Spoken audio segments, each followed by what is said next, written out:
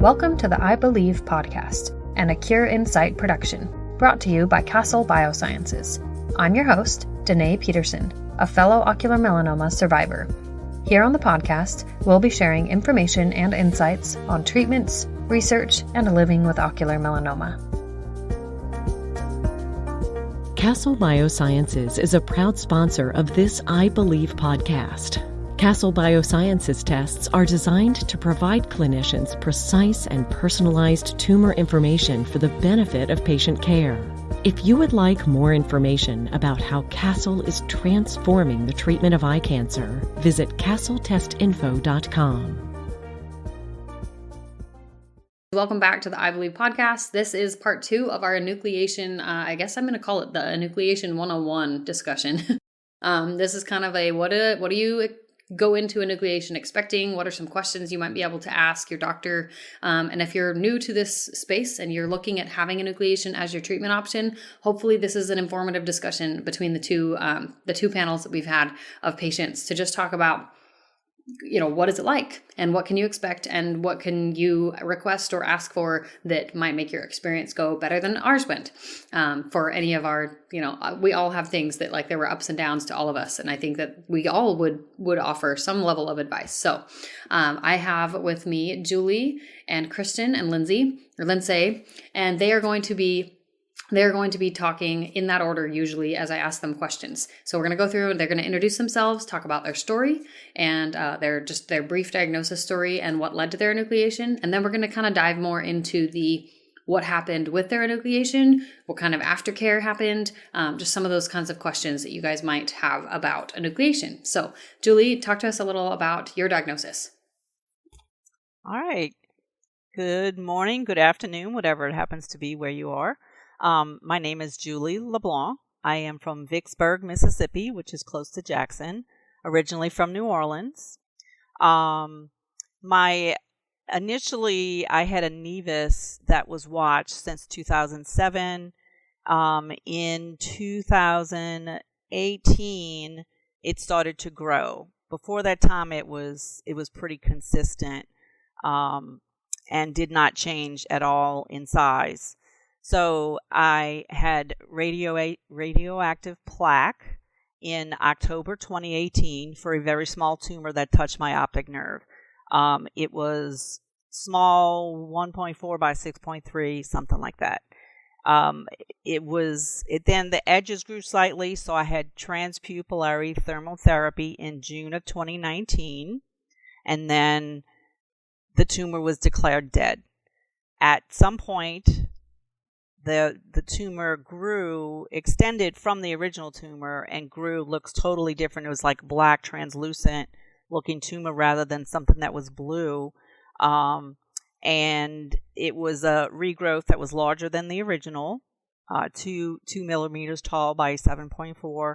And it grew across my optic nerve, not just touching my optic nerve, but it kind of extended out from the original one. And that's when the doctor said he wanted to take my eye. So I had enucleation in September of 2021. My goodness. I asked him if I could keep my eyeball. He told me no because they had to biopsy it. So because I wanted to keep it in a jar. So that's basically my history with enucleation. So it's been a little over a year since I've had my eye enucleated. Okay. All right, Kristen. What led to your diagnosis and I know subsequent misdiagnosis and then eventual enucleation? And actually, can we go back, Julie? Who was your doctor? Really fast. Who was your doctor that you saw, your ocular oncologist? Dr. Matthew Wilson in Memphis, Tennessee. Okay. And then Kristen, go ahead. Hi, everyone. I'm Kristen McDonald. I live in Chicago, Illinois. My story dates back to the end of 2019 when I experienced some dizzy spells and vision loss. I kind of experienced an asymmetrical blackout on the left side when I'd get up from my chair or when I'd change positions in yoga. And after going to the eye doctor, they realized my eye pressure was at 50 when it's supposed to be 10 to 20. My right eye was normal. My left eye was a pressure of 50. So I went through a series of eye doctor appointments and it was decided that I might have glaucoma. So we did a surgical tube shunt to relieve the pressure.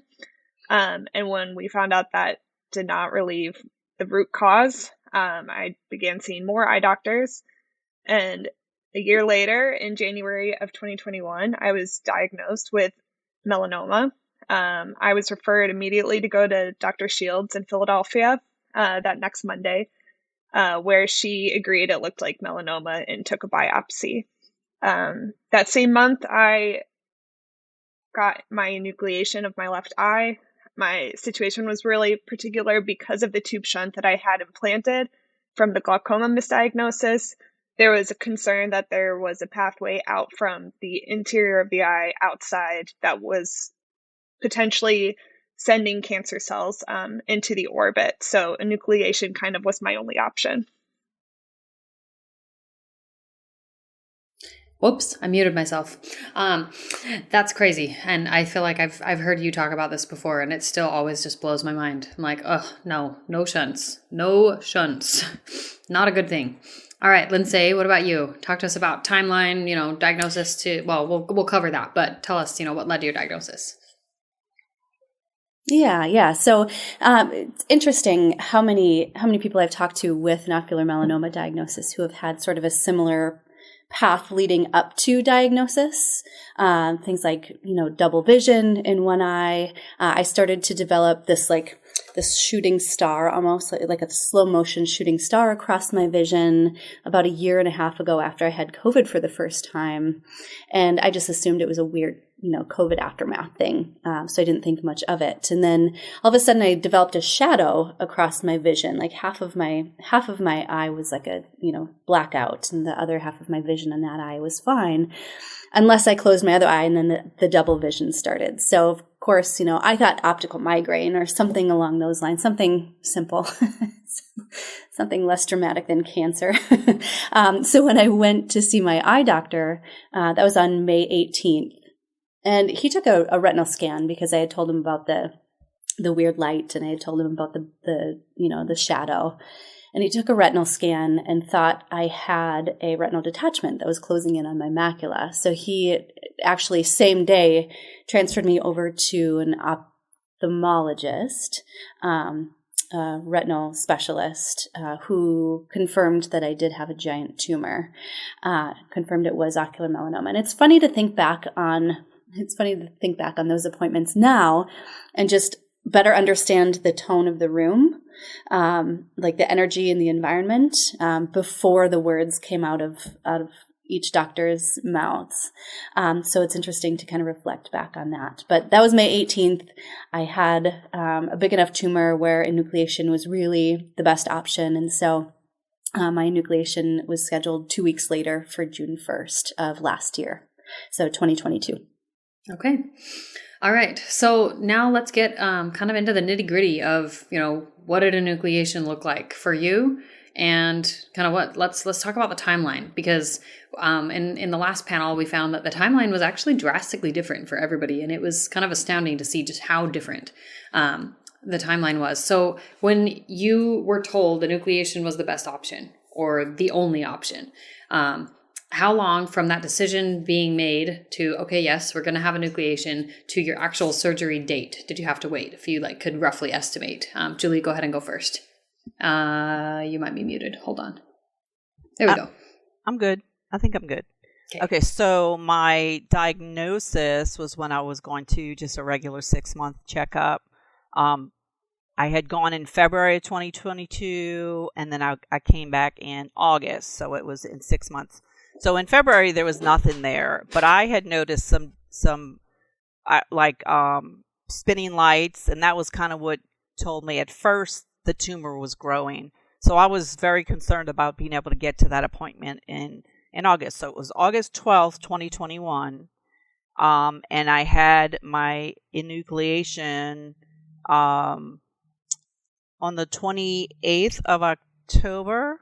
So that's about 6 weeks, I would think. Okay. Yeah, roughly 6 weeks. That sounds about right. Mm-hmm. All right, Kristen, what about you? From the time that, I guess, that Dr. Shields told you, let's go from when Dr. Shields told you, yes, you have melanoma, we need to do enucleation. Yeah, so I had a little over a week to prepare for losing my eye. When I met with Dr. Shields, she prepared me for the enucleation and to come back out to Philly. Her scheduler had told me that the next week, Dr. Shields is completely booked with enucleations, but the following week she had an opening. And I remember jumping at the opportunity to hold that date, thinking how odd it felt, like I was securing some exclusive restaurant reservation. But after my procedure was neatly scheduled, all I had to do was wait for the biopsy results and return back to Philly the following week. My goodness. So it was really fast. And this was actually, I'm glad that you were on here because most other people, I don't think, have the experience that you had at Shields. I think Shields, being at the Wills Eye Center, it offers a unique opportunity for much more rapid care because you're traveling there to see them. And if you're traveling there, they try to take care of you in as quickly of a time frame as possible or quick of a time frame as possible. So 1 week basically from diagnosis of you have a melanoma, we need to enucleate, to here's your surgery. That's crazy. I thought I was told that I was pretty fast, but I think too, they considered that I had been misdiagnosed for a year. So with the tube shunt, that probably added a little bit more urgency onto my case. Yeah, it's crazy. All right, Lindsay, what about you? Yeah, I'm similar to Kristen. I had 2 weeks exactly from the date of diagnosis to when my enucleation surgery was. And so it was interesting to have all those appointments of meeting with your oncologist or meeting with my oncologist, meeting with my surgeon, and, having conversations with family and friends and colleagues, and all of a sudden you're fine. Then the next day you're like, oh, by the way, 2 weeks from now, I'll be losing my entire eye. So very, very quick turnaround for me as well. So I didn't ask this in the last panel, and I should have, but did all of you have a brain MRI with orbits done before your enucleation? So Julie, yes, no. Lindsay says yes. Yep. Kristen says no. Julie says no. I was a yes. I had a brain MRI. It was like an essential, you have to have this MRI done before we do anything because they wanted to check for if my tumor had extended anywhere else. So that's interesting. I was curious, is it commonplace to have that MRI beforehand? Okay. So let's talk about, I'm going to kind of change the order of what I did last time a little bit. So did your surgeon sew your eyelids shut when they did the enucleation? Julie, did they sew it shut? And if so, did they give a reason why? They said, yes, they did. I had 2 stitches. They were knotted quite tightly because I did try to get one out. And I still have a scar under my eye where the second one did eventually break and fall out. The other one did not, and it kind of embedded itself in my skin because it was in for 8 weeks. And I was told that it promoted healing to have it sewn shut. Oh my goodness. Yeah. Okay. So there's that experience. And then Julie, if you could go back, would you do it differently or would you ask for it to be done differently? I would find a way to get that stitch out a lot earlier than 8 weeks. That second stitch for sure caused me a lot of pain and anguish. And when it came out, I was like, yes. But when it came out, thank you. The same day it came out was the day I was getting my prosthetic. So it was kind of weird to go from never having it open to having it open with the conformer, which I do have in now because that's a whole nother story about radiation causing contraction of my socket and pushing my prosthetic out so that I can't wear it anymore. But I'd never seen the conformer before until the day I got my prosthetic, which was very weird. Yeah, that is bizarre. All right, Kristen, what about you? My lid was sewn shut and I had to keep a bandage over my eye for a week, but I wasn't prepared that my lid would still be stitched up once I removed the bandage. So I was really afraid with what was underneath the bandage and what I was going to face. And I was picturing a really gory scene, but with the lid sewn shut after removing that bandage, I had a little bit more time to process the bruising, the slow dissolve and reveal of the socket and conformer underneath. So if I had to do it any differently, I just wish I had a little bit more preparation of what removing that bandage felt like and what I would be faced with. Yeah, for sure. We'll talk about that in just a minute, the pressurized patch and any of that. So, Lindsay, what about you? Yeah, I also had the bandage for about 5 days before I got it removed. And my lid was sewn shut. And my surgeon said it was mostly for peace of mind, knowing that I won't have to worry about the conformer falling out. And, it's just an opportunity to not have to worry about if my eyes open or shut, not have to worry about trying to hold something in my eye. She said for healing purposes and just for like peace of mind, it's just better to just keep that stitch in there. It was just a single stitch. And it ended up coming out prior to the date to remove it. But yeah, it was stitched shut. Okay. All right. So let's talk about pressurized patch. Some people have had a patch that is like actually like pressurized, meaning I think that, and Lindsay, you could probably correct me on this, but I think that what happens is that they actually suck some of the air out to like make it stay really good and tight to your face. And I could be wrong. I'm just kind of guessing there, but that's kind of what it felt like. It felt like something that didn't have any more like room for anything. It was just nice and tight and snug to my face. But Julie, did you have a pressurized patch and were you told to wear it for a certain amount of time? Did the doctor take it off? Did you take it off?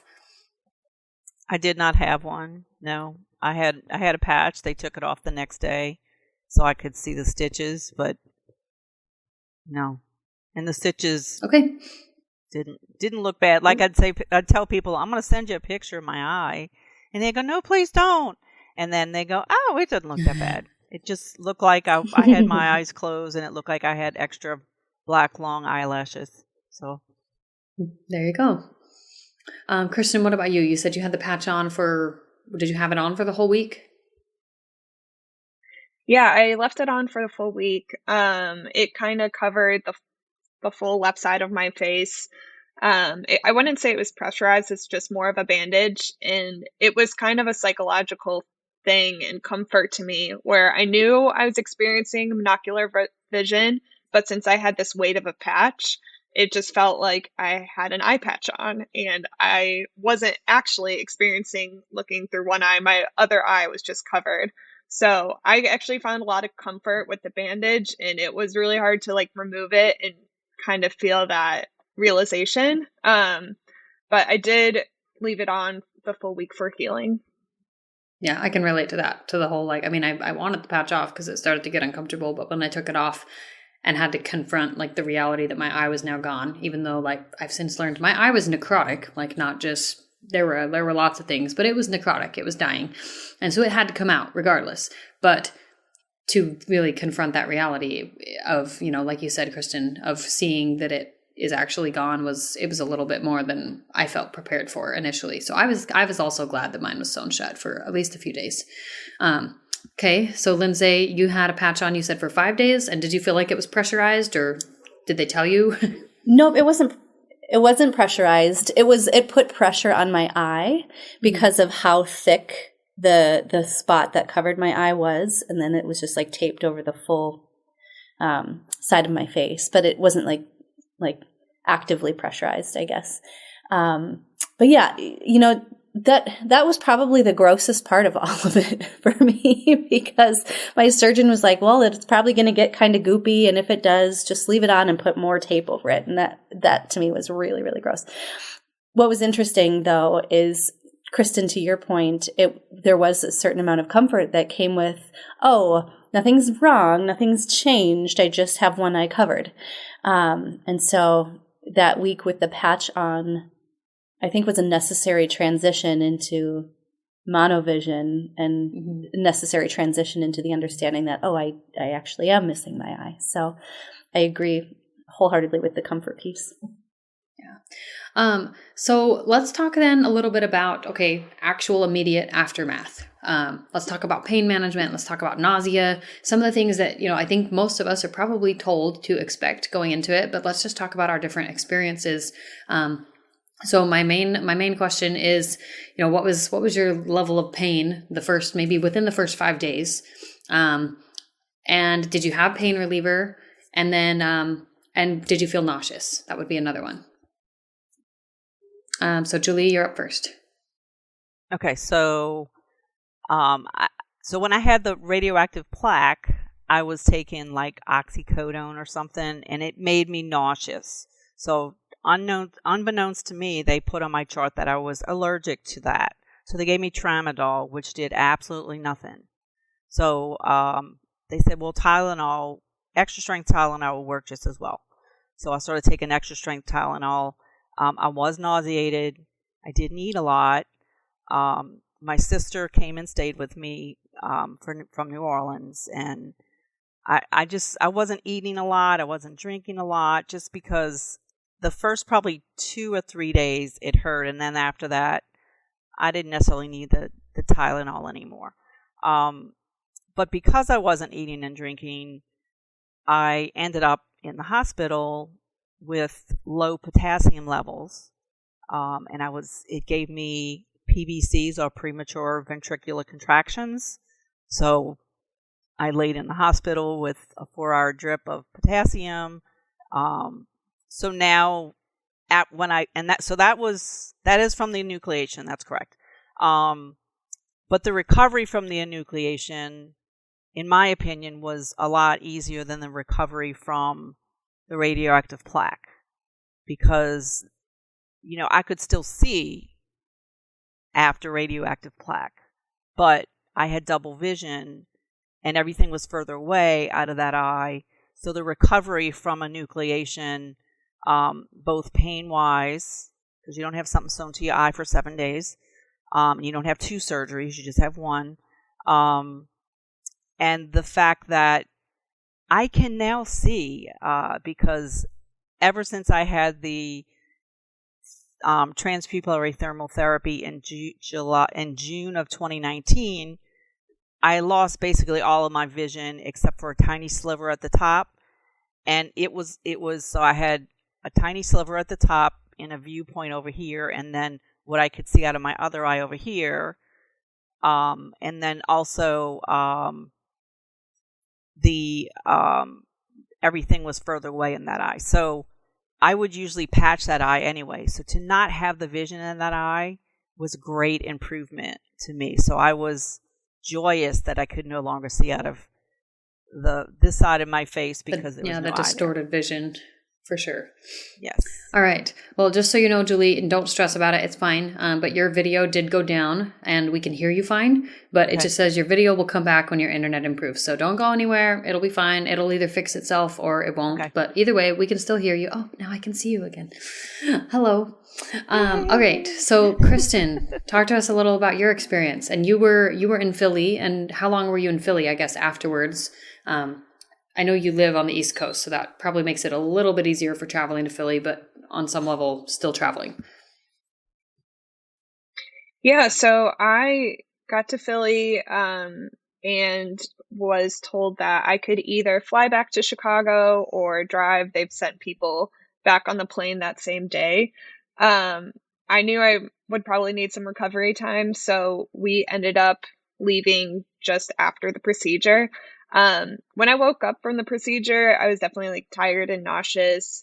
I remember feeling like I was thrown out on the road because they just packed me up and got me dressed and sent me to my parents. But all I wanted to do was lay in that hospital bed a little bit longer.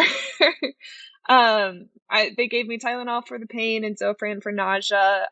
I would say mostly I was super nauseous, and most of that probably had to do with the car ride. 12-hour car ride back the day after. But I'd much rather have driven than taken a plane, because I think the sight of being in that state around strangers would have just been very overwhelming for me, especially feeling nauseous. So if anyone is traveling for the procedure, I would recommend a car ride, even though it is a little bit longer. You just come out of that procedure emotional and spent, and it's nice to just kind of be in the comfort of your own space, even if that means a long ride ahead.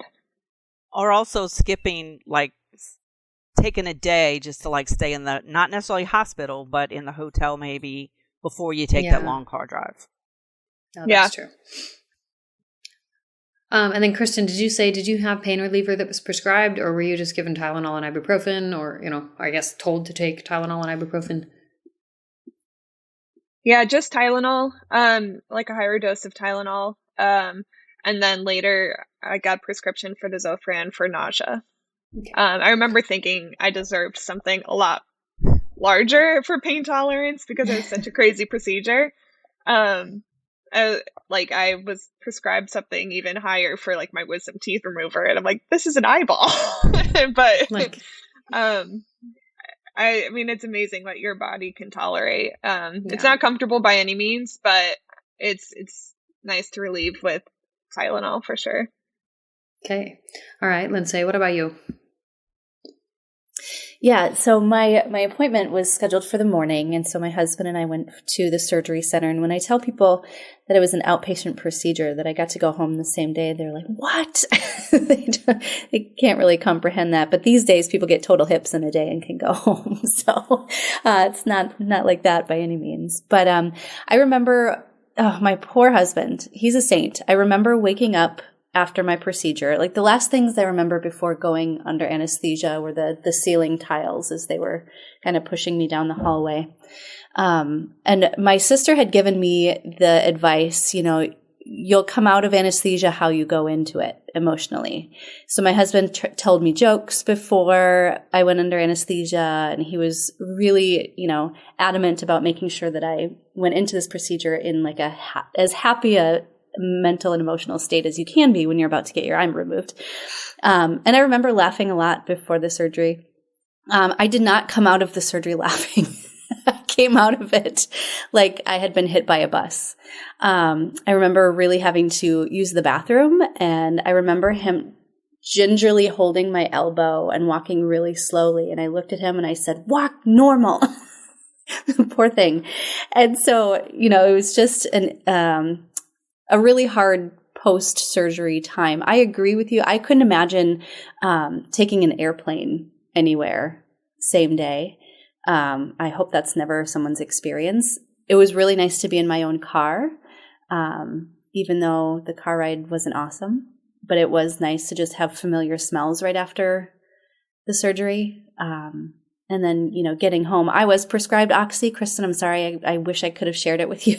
Because I was prescribed Oxy for when it got really, really intense, and then ibuprofen in between, or Tylenol in between. So the pain with that sort of cocktail of options seemed fairly manageable for the first 3 days. And then after the third day, it just felt a little bit more normal. But a lot of, I got a wedge pillow to make sure I slept more upright, and I didn't have my kids at home the first night that I got home. And so it was nice to just have that added time, that extra time to rest and recover. Yeah, that's a good point too. I think you were the one who told me, like, if someone can take your kids like for the night, just when you first get home, that can make all the difference. And for the life of me, I don't remember actually.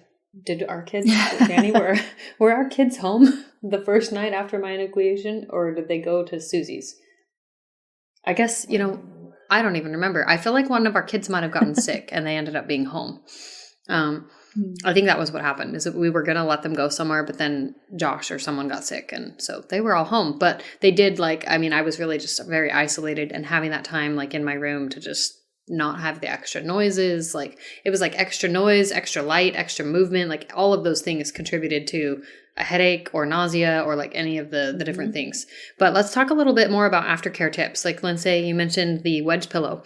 I slept on a wedge pillow. I still sleep on one sometimes, even like 6 weeks later, because sometimes the pressure just kind of builds up laying more flat. And so I like sleeping more elevated sometimes, just to kind of give my body a break. Julie, were you given any recommendations, or did you find anything that helped, like just kind of by nature of trial and error, for after your surgery to help with recovery?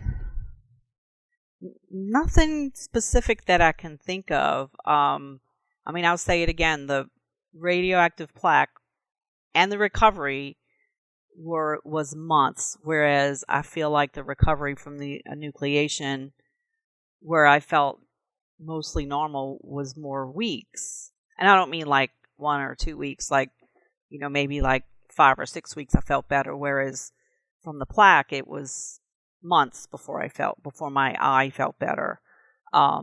So it's kind of weird, and everybody's experience may be different with that.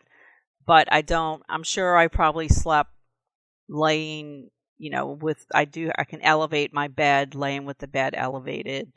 And I did sleep a lot, but, so I can't think of anything else specific that I did post-enucleation. All right, Kristen, did you have any instructions given or things that you found that were helpful that just kind of ended up being things you'd tell other people?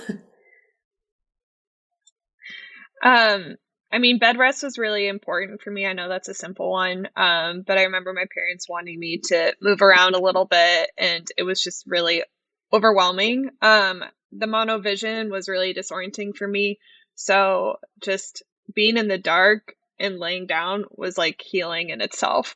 I was just really light sensitive. I would also say try not to use your phone too much, because you're going to be reading and using your eye, and still the muscles from the enucleation are going to be moving with it.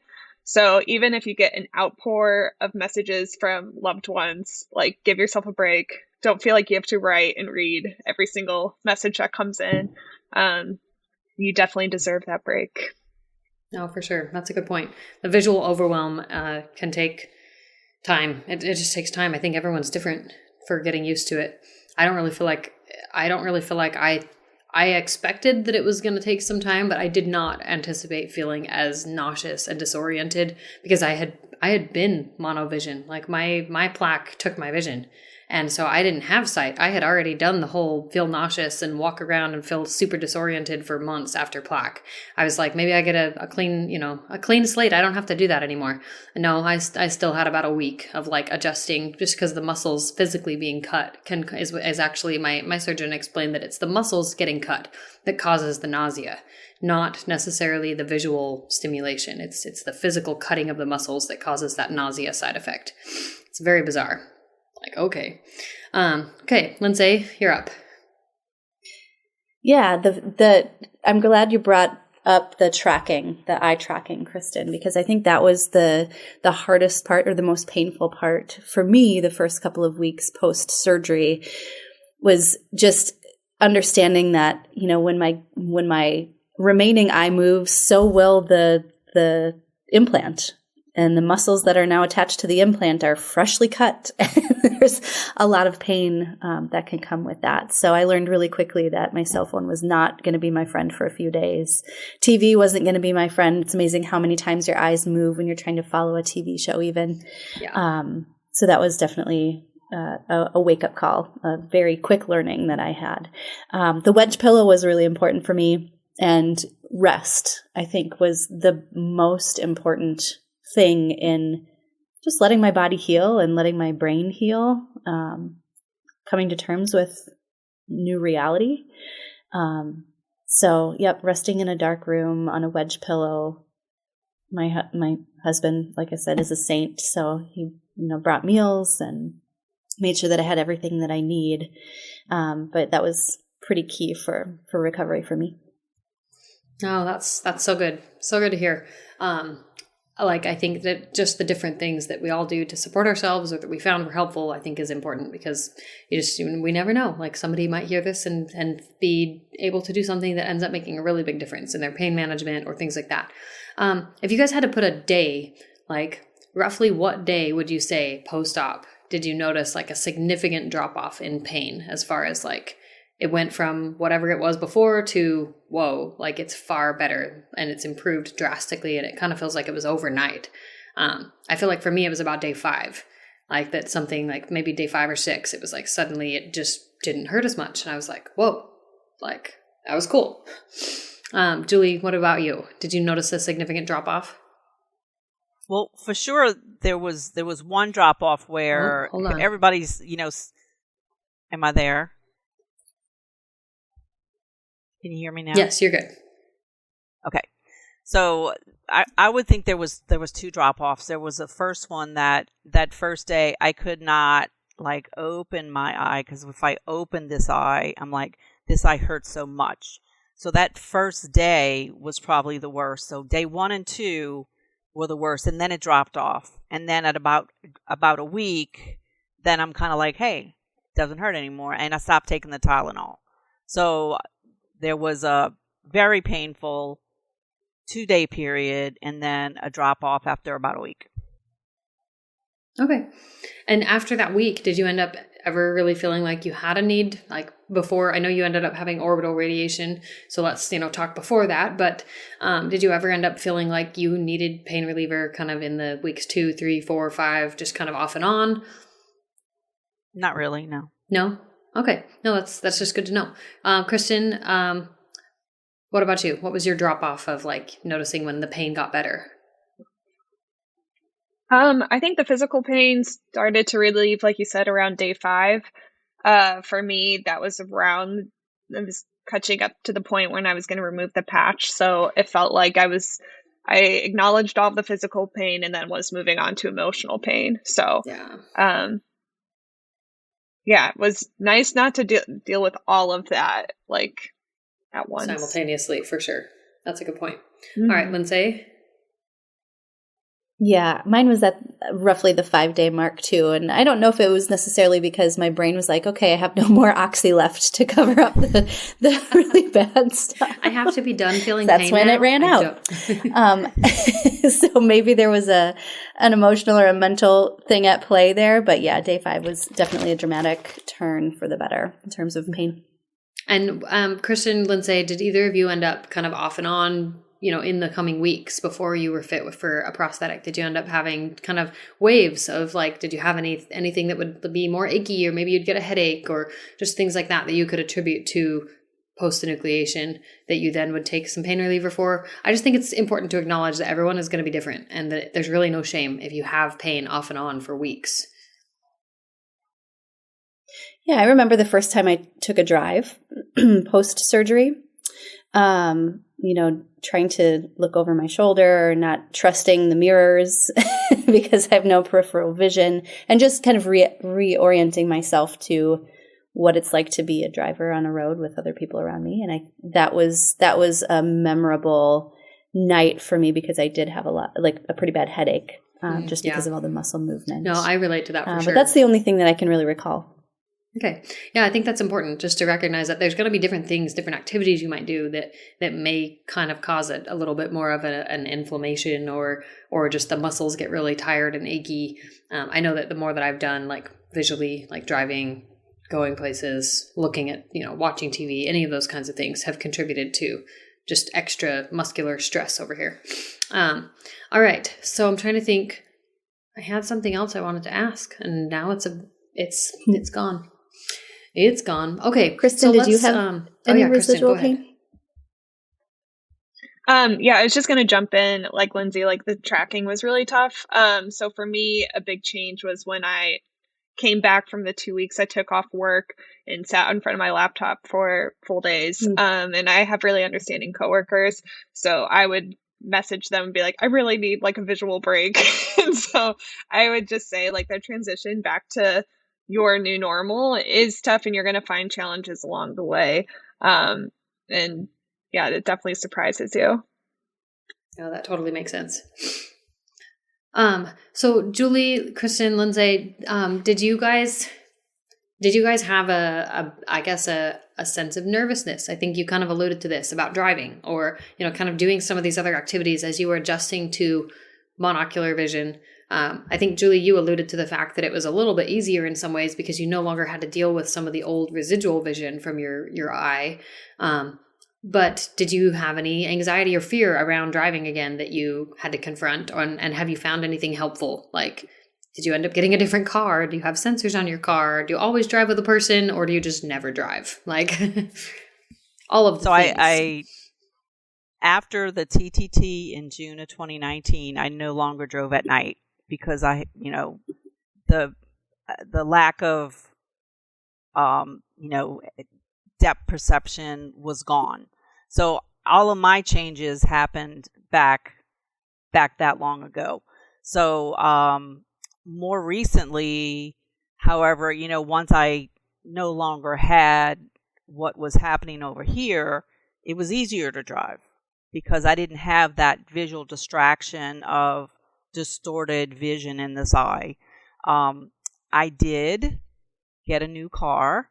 The car I had I had been driving, or the cars I had been driving until that time, not out of town but locally to work, were both old Volkswagen Beetles. I have a 66 and a 67.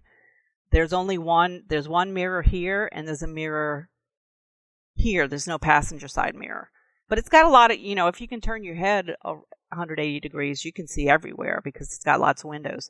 But it has no, it doesn't tell you when someone's in your blind spot. So I now have a Toyota CHR, which is a small car, that has the radar in the front for when you're driving with your cruise control on. It has the blind spots. It tells you to stop if it thinks you're getting too close to the car in front of you. So having those things makes me more comfortable. Plus, it keeps you in. You can tell it to center me in the road, and as long as it can see the stripes on both sides, it'll center you. So I will drive myself. I've driven myself to Memphis, which is 3.5 hours, to New Orleans, which is 3.5 hours. I even drove myself to Nashville for the Ocular Insight symposium that was a few months ago. I believe. Yes. So very cool. Oh, the only thing awesome. Is I have to make sure that I only drive during the day. However, so all the treatments I've started having, like Chemtrack and stuff, because I don't know what the reaction is going to be afterwards, I do not drive myself. Gotcha. Yeah, that makes sense. Kristen, what about you? So I'll start with, I don't own a car living in Chicago. So it hasn't been a big inconvenience for me not to be driving. But I did have fear of starting to drive when I went back out to the burbs to spend time with family, just for short runs or shopping, things like that. It took me a while to be comfortable to just take those first steps. So it's definitely an adjustment. And I will say, to this day, I think it's going to be an emergency case only if I drive in the city here, only because there's so many walkers and bikers, things that happen in your peripherals that you're just not as attuned to in monovision. So just for the safety of others, I definitely prefer not to drive in the city. But I'll also say on longer trips too, if there are other drivers, I always try to let them volunteer first for driving, just for safety alone. I mean, they have two eyes. I don't. I'm very aware of that. There are other things that I would say too that kind of got me nervous about monovision that I would just add. I was at a family event where everyone was playing knockout, and I remember thinking I don't know if I'm gonna make this basket or if I'm gonna be several feet off. And so it took me a while to build up confidence even for that, trying to make a basket in front of other people. And I know that sounds silly, but it's definitely an adjustment. No, I don't think it's silly at all. I think just, like you said, there's a lot to adjust with. You don't realize until you only have one seeing eye how much your eyes used to do together that now one has to carry the load, and it's a lot. Lindsay, what about you? Yeah, Kristen, thank you for sharing that. I found it really challenging to pour liquids into receptacles. Just pouring myself a cup of coffee was really hard. So I get your basketball story, and just not having that confidence right away to do things that you're just used to doing. But back to the driving conversation, it's still really nerve-wracking to drive at night. Just because with monovision, oncoming headlights kind of have this strobe effect in my one remaining eye, and especially with all the snow that we have here in Minnesota, the headlights reflecting off of the snow and then the street lights, and it's just a lot of visual stimulation that can get really overwhelming. I drive a big mom van because I've got 3 kids. The passenger side mirror is cracked because I've hit the garage, backing out of the garage so many times that it's not even worth fixing at this point. So it's kind of interesting. But, something that I don't know that I'll ever do is trust the rear view mirror on my passenger side. Mm-hmm. I always have to turn my whole so that my good eye has is aware of what's coming next to me and what's going on next to me. And so my husband makes fun of me all the time. He's like, why do you always turn around? But it's like, unless I see it with my good eye, I don't trust it for some reason. So that's a big part of my new normal. And is it your right eye?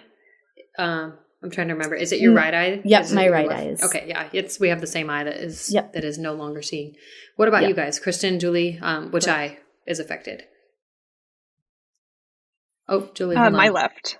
Okay, so your left, and then Julie? My left. Okay, 2 and 2. 50-50. I guess that's really what it is. It's like a 50-50 chance. It'll be one eye or the other. With the new car, it's helpful to have the mirrors that then tell you there's something in your blind spot. But I will still do the same it is thing helpful. and turn around and look for it. But it just gives me a comfort level where I'm not anxious and white-knuckled while I'm driving. Yeah.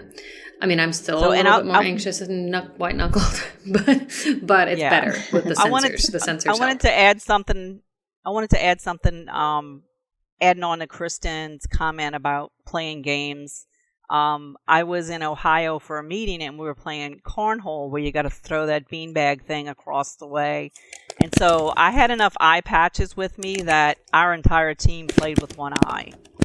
And I did pretty well, considering I only had one eye. And they realized how much of a challenge it was to only be able to see with one eye. So that's an interesting challenge to do with some people, is just have them also wear an eye patch and then try to do some of the things they do every day, like press the button on the microwave, those kind of things. No, I think that makes sense. So just for the sake of time, Lindsay, I'm going to actually swap our order so you can go first on the last question, just because we are getting pretty close to that mark. So this is our final question of the day and for the panel. And then I think we'll actually do maybe another one where anyone who would like to will talk about kind of the experience of having a prosthetic made and seeing that made. If I can bring an ocularist on, I would love to do that. That would be really cool. But how soon after enucleation did you end up meeting with the ocularist and then getting fit for your prosthetic? So we're going to have Lindsay go first. So that's okay. My surgery was June 1st, and I met with my ocularist July 24th for my initial appointment to make the mold. And it was a series of 3 appointments over 3 days where I made the mold, went in to have the eyeball hand painted. And that was one part that I wasn't expecting, was to just sit there while they painted the eye instead of just have them take a picture and then paint based on the picture. But what my ocularist said, and awesome guy, what he said was lighting matters, and the only way to get a true representation of your good eye is to paint it in real time. And so I thought that was really cool. But it was almost 2 months exactly from surgery to when I actually got my prosthetic eye. Okay, love it. Do you wish you had waited longer, or do you feel like that was just enough time, like as far as letting your socket heal? No. Yeah, no, I thought it was a good time. I met with my surgeon to make sure that the healing was looking good prior to getting it. So everyone kind of signed off on what it looked like and how ready I was for the prosthetic. Love it. Whoops, I muted myself. Okay, so Kristen, what about you? Time frame, timeline, and I know yours. You can talk a little more about kind of your unique situation, because I know it's been a little up and down for you. Yeah, so I had my eye nucleated in January.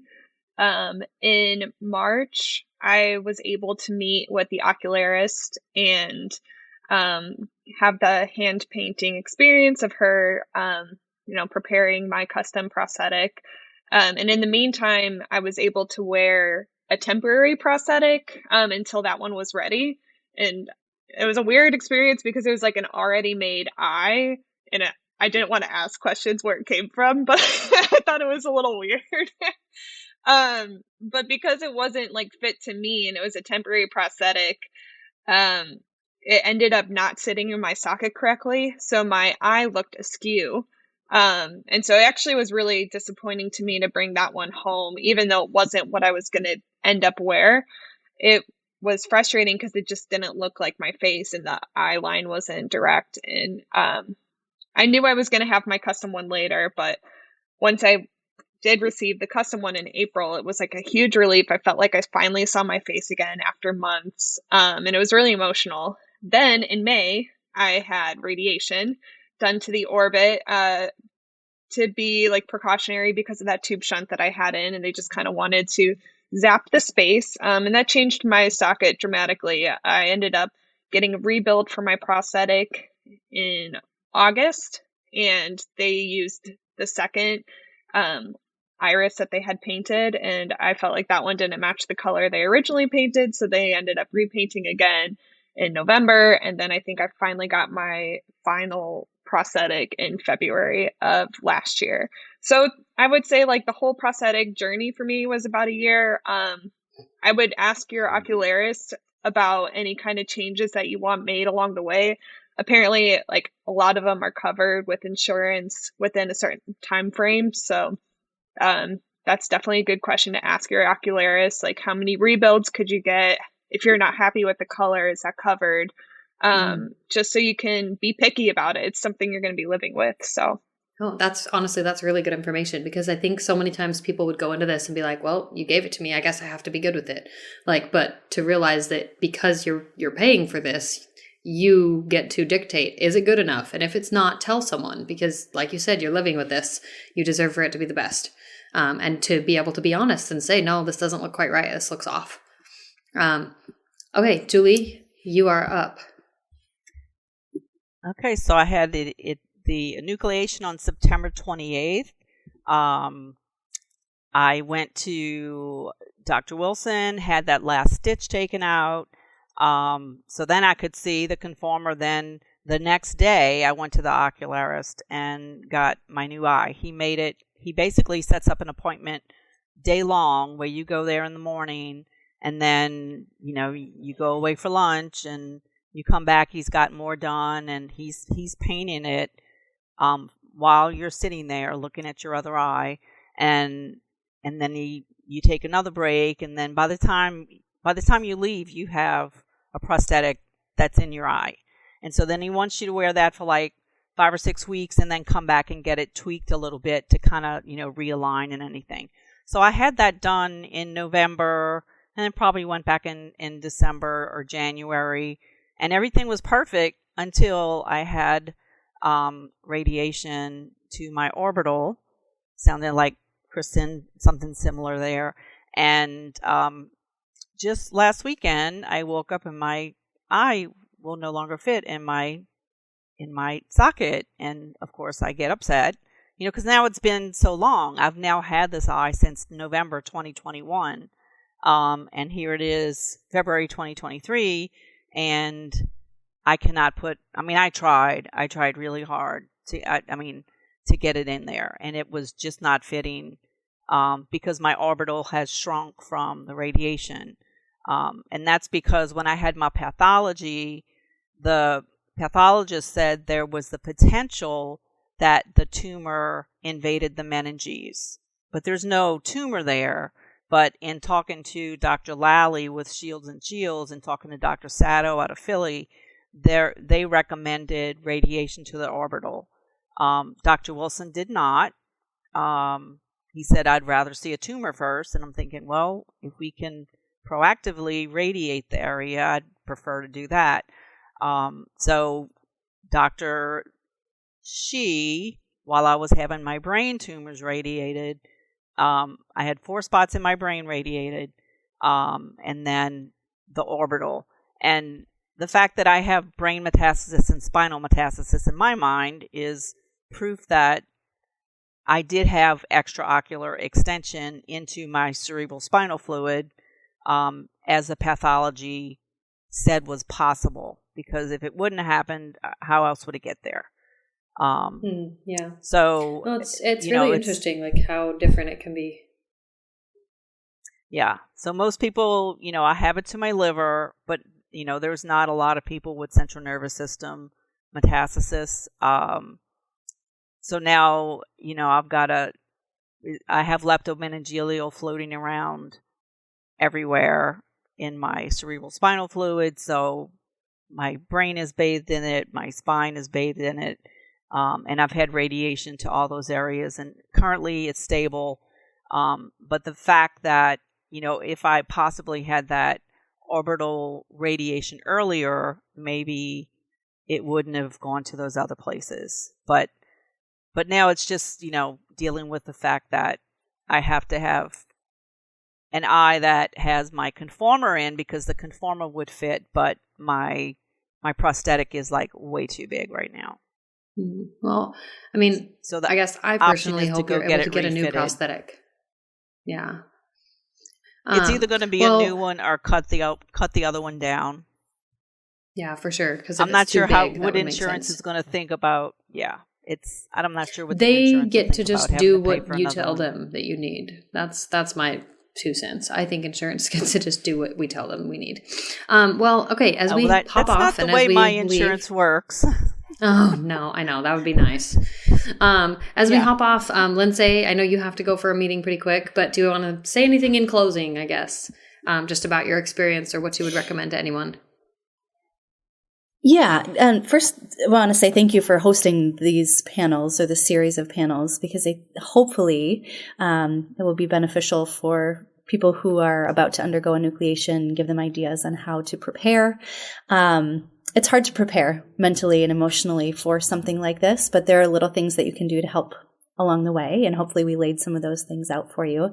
I do want to mention, just in terms of working with your ocularist on your prosthesis, I would be shocked if you met an ocularist who wasn't willing to make an adjustment if you felt like it wasn't quite right.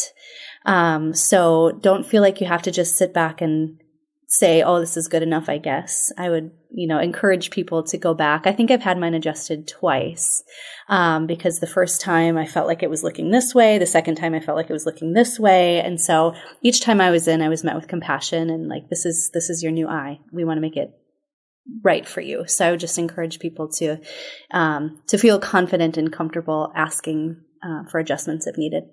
Yeah, I love that. Kristen, what about you? What would you say in closing? I have 2 kind of thoughts for closing. One is I've kind of talked about the emotional journey of losing your eye. And Danet, I've talked to you about this attitude I had going into it. It was kind of a quick thing that was put on my plate, but I decided that a way I was going to grieve it was to soak in like some last moments with my eye. Also, like almost in like in a Marie Kondo aspect of like, thank you for what you've given me and goodbye, like how she talks about. So I had some nice moments thinking back of, looking at my dog before I got on the road to Philly with just my left eye and like letting my left eye soak in some moments on the road just by itself. And I think like anything you can do to kind of put some joy around you in the experience is beneficial. And I think humor, secondly, I'll say humor is a big part of this journey. If you miss the basketball hoop, just laugh it off. And it's really kind of fun to just, dip out on some of those things because you can. And a lot of like, it's kind of like not a lot of people around you will know how to talk about it either, because, we see eye loss in like a lot of horror films and things like that. And it's kind of presented as this like scary, gory thing. But I've found that like when I remove my prosthetic and let someone hold on to it in like a tissue, and they can kind of see the art detail that was hand painted into it and see the beauty of it, that makes it feel less Montaresque and more of an artwork and more of a beautiful part of you and yourself that you get to share. So I would just say try to like ignore all the negative and find the joy and laughter out of it. Oh, I love that. Julie, what about you? It's hard to go after you 2 guys. Those were great. One thing I did do is I had a friend who's a photographer take some pictures of me with both of my natural eyes. And so I did it with regular makeup on, regular clothes, and then I did a goth version where I had a black cat and I had to make my eyes up all, and stuff. So, which is very me, bats and all that kind of stuff. Ozzy, I have Ozzy on my, well, I can't show you because it's not there, but Wrong eye. This eye it says Ozzy on the bottom of it. And now it's kind of sticking out because, it doesn't fit. But that's beside the point. So doing that is kind of memorializing that eye because it's gone. They wouldn't let me keep it. I have a picture my dad gave me of him when he used to do photography when I was like in the early 70s, and it's just my left eye. And so that's kind of like my here's my left eye. My dad took a picture of it in 1971, little knowing it would be gone many years later. And the other thing is that for someone who is getting ready to go through enucleation, same thing as gone through plaque. The fear of what's to come with that surgery, in my mind, is so much greater than when it actually happens. So when I had plaque, when I had enucleation, waking up from that surgery, it's like this relief and it's lifted off your shoulders. So it's not as bad as you think it's going to be. The anxiety beforehand is much worse than the actual surgery and recovery itself, is what I found. Yeah, I think that's a good point for sure. The buildup, the mental, emotional buildup that we have ahead of it. And it's not to write those things off. They are real experiences, whether it was, merited or not. We experience it the way that we experience it. I'm hoping, okay, Kristen's back. Everybody's moving again. It just froze for a hot second. Okay. Well, I would just add to what you guys said as well. And Kristen, I think you are the one who kind of gave me this idea. And I don't remember if it was what you had said to do or if I just kind of took my own spin on it. But I think you had just said, I found it really helpful to find simple ways to say goodbye to my eye. And for me, at least, in some ways, I had already said goodbye to my eye because I hadn't been able to see for 2 years prior to enucleation, plus, more than 2 years, really. And so in some ways, I had already grieved the loss of this eye because I grieved the loss of sight. But that losing the physical part of yourself was something I had yet to really accept.